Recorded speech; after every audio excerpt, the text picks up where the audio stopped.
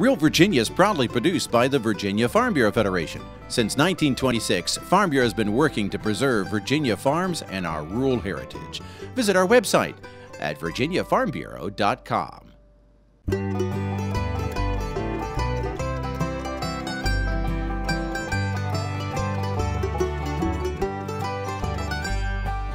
Home will always be Virginia, between the Blue Ridge and Chesapeake Bay, Atlantic to Appalachia, home in my heart always. Hello everyone and welcome to Real Virginia, a show about Virginia agriculture and the people who produce all of the wonderful products we enjoy, brought to you by the Virginia Farm Bureau.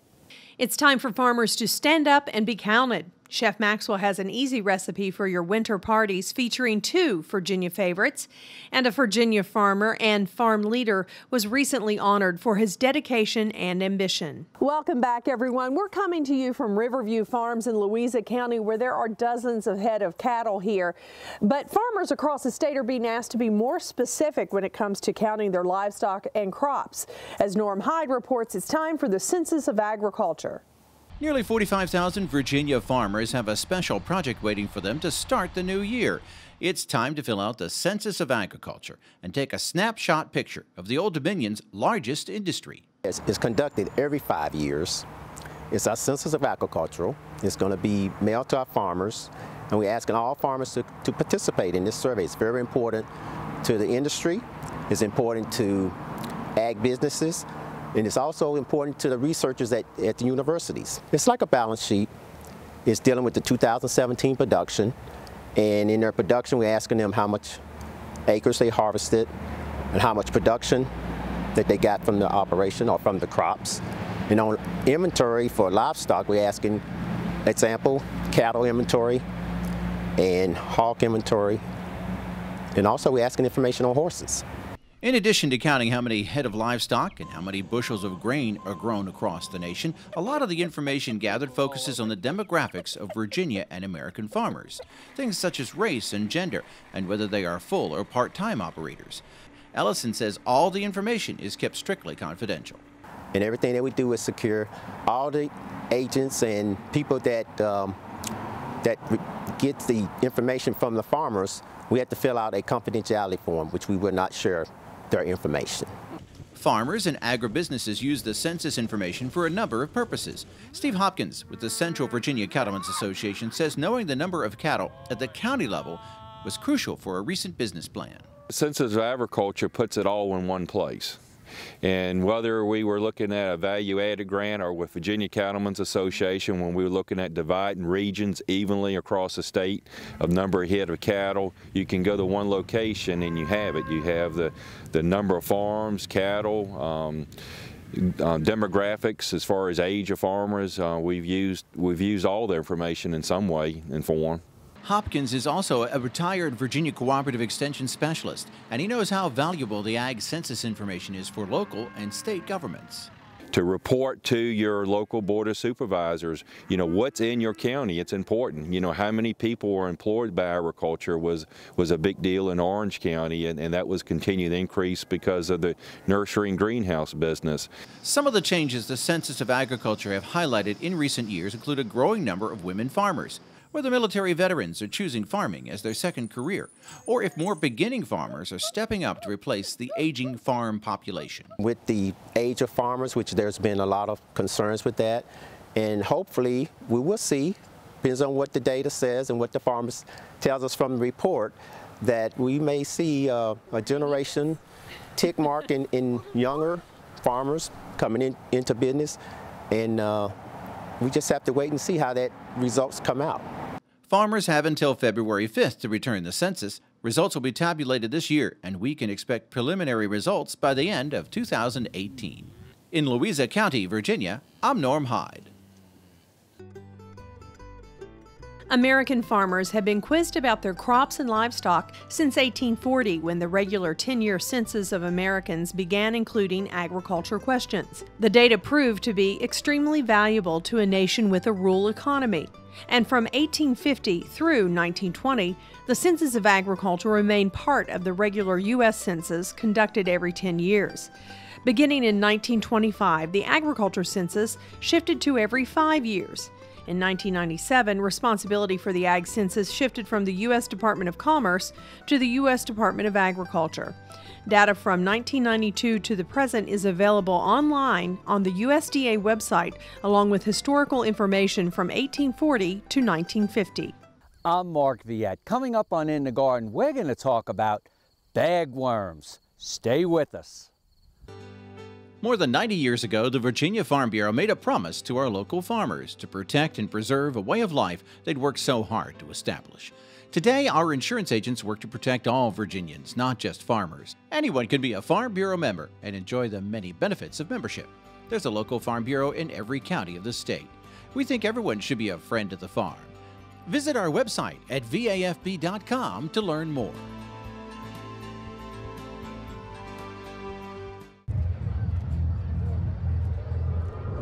Looking for these? You drive Buzzed. It could be one very expensive ride. First, you gotta make bail. Then pay me to get your car back. Your insurance premiums will go through the roof. And my legal fees just keep adding up. All told, it could end up costing you $10,000. Buzzed, busted, and broke. Because buzz driving is drunk driving. It may be cold outside right now, but spring is coming, and so are bagworms. Mark Viette has some tips on controlling these common pests in the garden.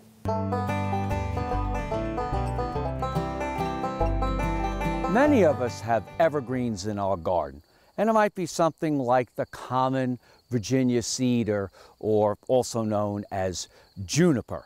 But there are other evergreens. We might have Leyland cypress, we might have dwarf Alberta spruce, and it appears in some of our gardens year after year, we start seeing parts of our shrubs or evergreens losing needles. And if we look a little closer, we will see, in many cases, these little hanging bags.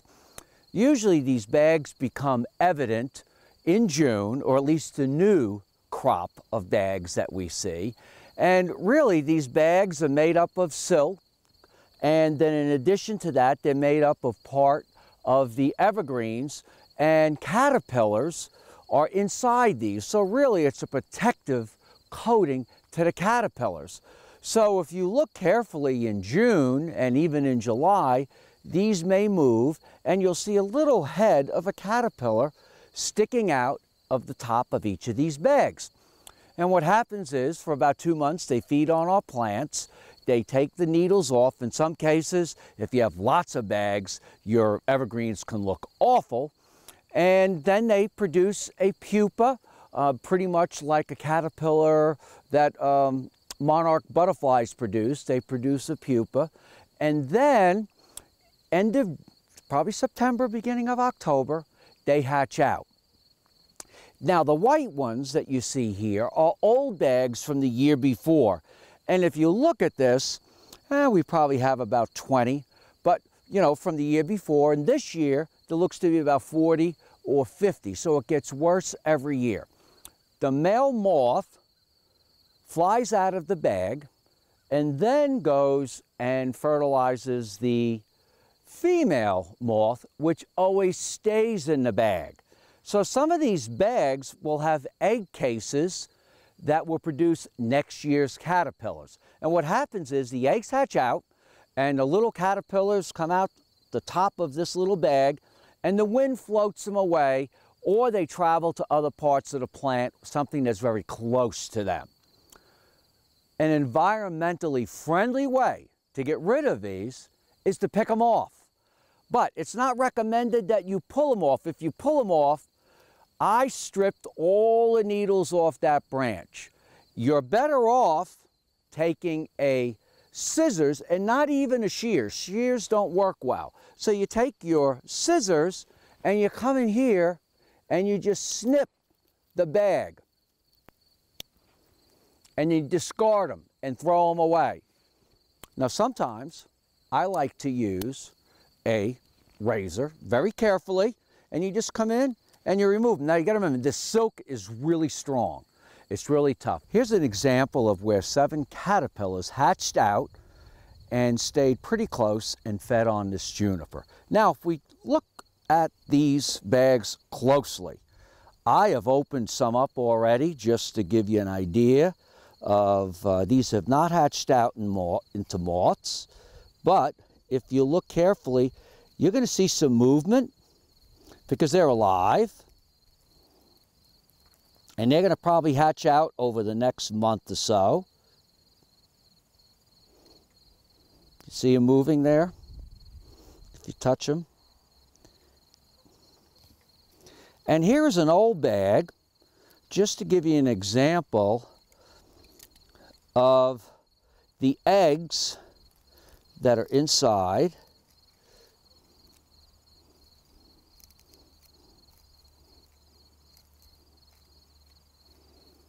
But the eggs, old eggs, never hatched out.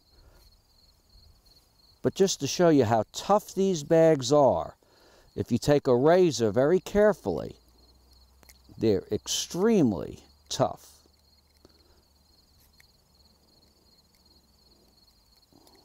That's why silk is so tough. And if we open this bag up, there is another pupa that is not hatched yet. But just by going out, removing these bags from your evergreens goes a long way in becoming environmentally friendly, and it definitely helps in reducing sprays that you might have to apply next year. I'm Mark Viette. Join me next time in the garden. For more garden tips, go to inthegardenradio.com. Virginia spinach and peanuts make a perfect dish for your winter parties. Chef John Maxwell shows us how to create this tantalizing dish in the heart of the home. That's up next. You're going to need me. You're going to need all of us. You're going to need the next generation of leaders to face the challenges the future will bring. And we promise we'll be there when you need us.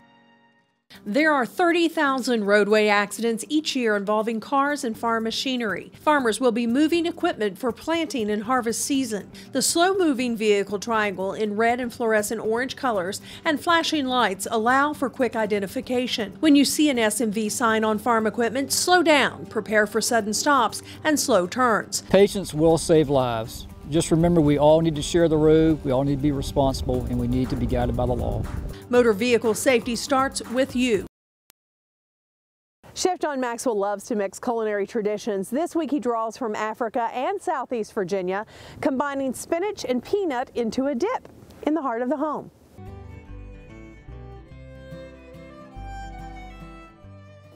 Hi, welcome to Heart of the Home. I'm Chef John Maxwell, and we're here at Meadow Hall and Meadow Event Park, Doswell, Virginia.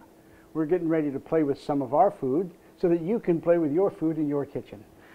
Today we've got a great recipe. It's good for a holiday, it's good for any party, it'd be good for a Super Bowl or anything like that.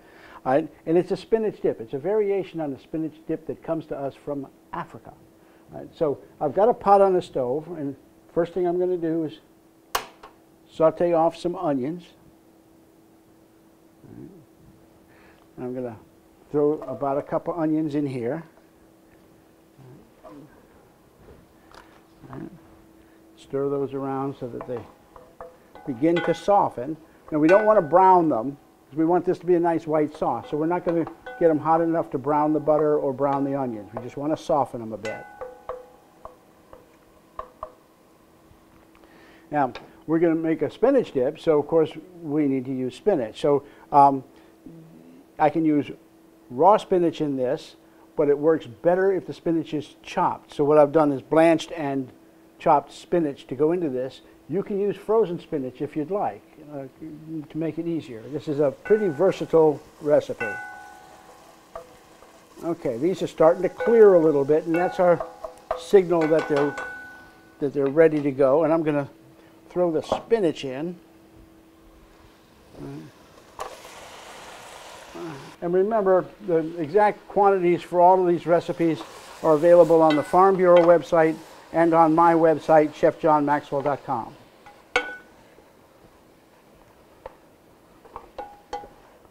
All right, so we got that done. Now we need to heat the spinach all the way through. And while that's being done, I've got some coconut milk. Like I said, this is an original recipe, comes to us from Africa. It's called Mchicha Wanaza, and it makes a great holiday dip. It's good for any kind of holiday or any kind of purpose you'd use a dip for. All right, so I'm going to add the coconut milk to it. Stir that around really good. And I want to get this hot all the way through. Very good. All right, so I've got some minced red chili peppers here, nice and spicy. I'm going to put those in there. I don't want to saute them. I want them to sweat in this mixture so that some of that heat gets all the way through and we don't have too many hot spots.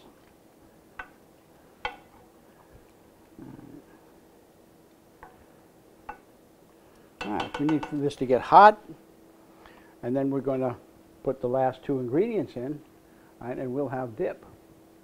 All right, so this is bubbling nice. I don't want to lose the color of the spinach, so I'm going to add the cream cheese now. And stir that around. It'll melt in here, and then when it begins to get a little less hot than boiling, it'll help thicken this dip up.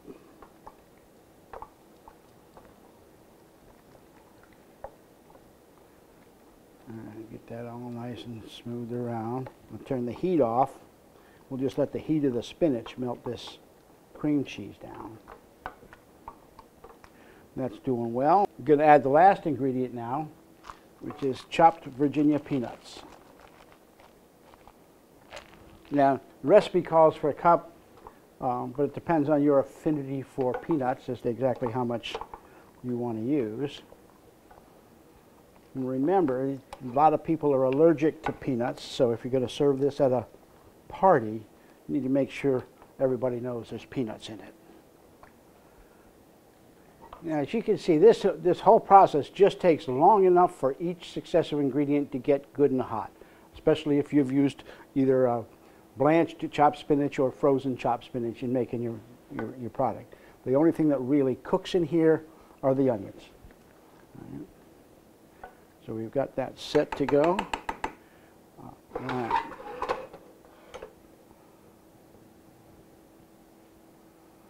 There we go.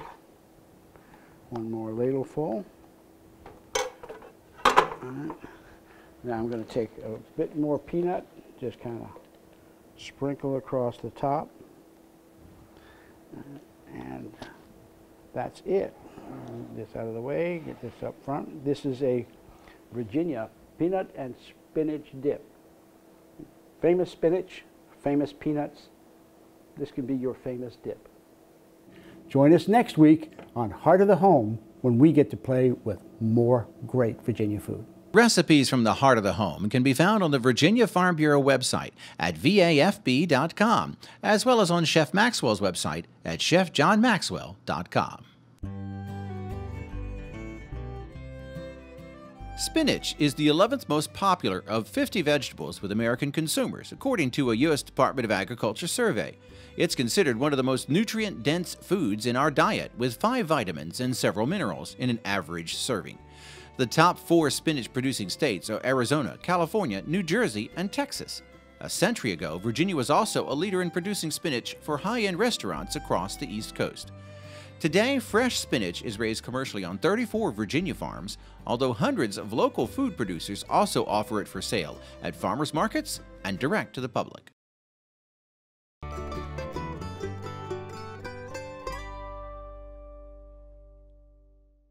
A Virginia farmer took home top honors at the Sunbelt Agriculture Expo last October.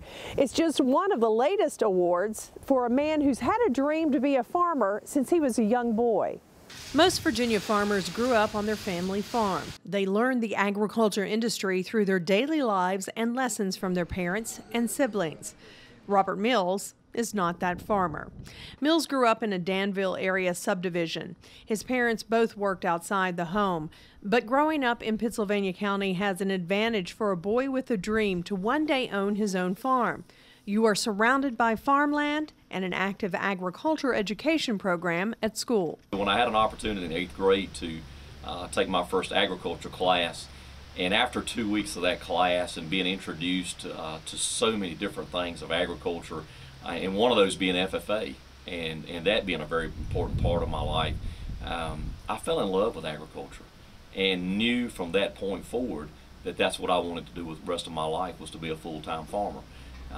Never knew it was going to take the sacrifice that it took, but it's been worth it all in the end. He knew his calling was to work the land and fulfill a dream to one day own his own farm. I actually started my first crop when I was 13. I started raising vegetables as my SAE project with FFA, and the SAE is Supervised Agricultural Experience. And I raised sweet potatoes, and the farm grew from that each and every year, all those years up until 2001, and that was the day that I quit my full-time job and came home to be a full-time farmer. He has been working his own farm in Pittsylvania County for the past 16 years, raising beef cattle, poultry, and tobacco, and his hard work has paid off. This past year, Mills was selected from a field of 10 state-level finalists at the Swisher Sweets Sunbelt Expo Southeastern Farmer of the Year, a huge honor that he humbly accepts. So many people want to make this award about me and about what our family's done, but this award has been more about what people have done for us. We could never have accomplished this, what we've done, without the help of so many people, from that 8th grade agriculture teacher that sparked the dream to the lending institution that lets me borrow money every year to operate. Every single one played a very, very important role in what we do in our occupation.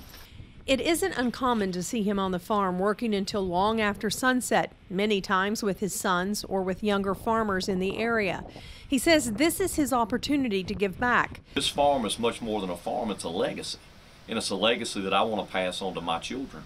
And some of those don't have children to pass it on to, or the children aren't interested, but they want that legacy to continue.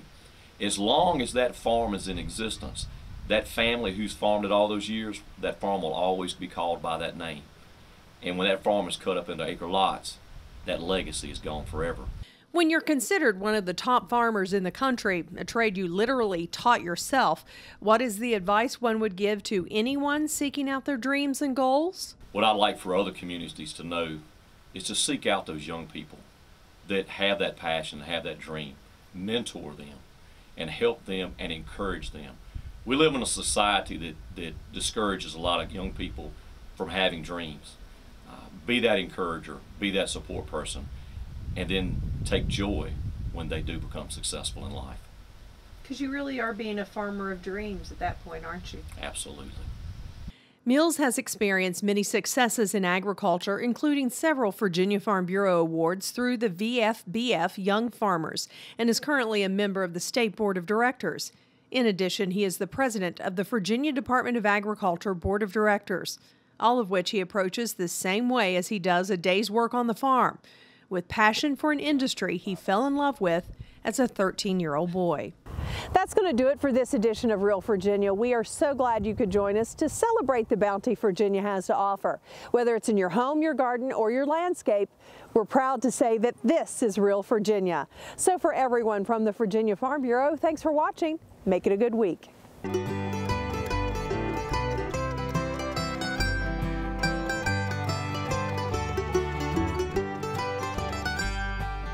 Home will always be Virginia, between the Blue Ridge and Chesapeake Bay.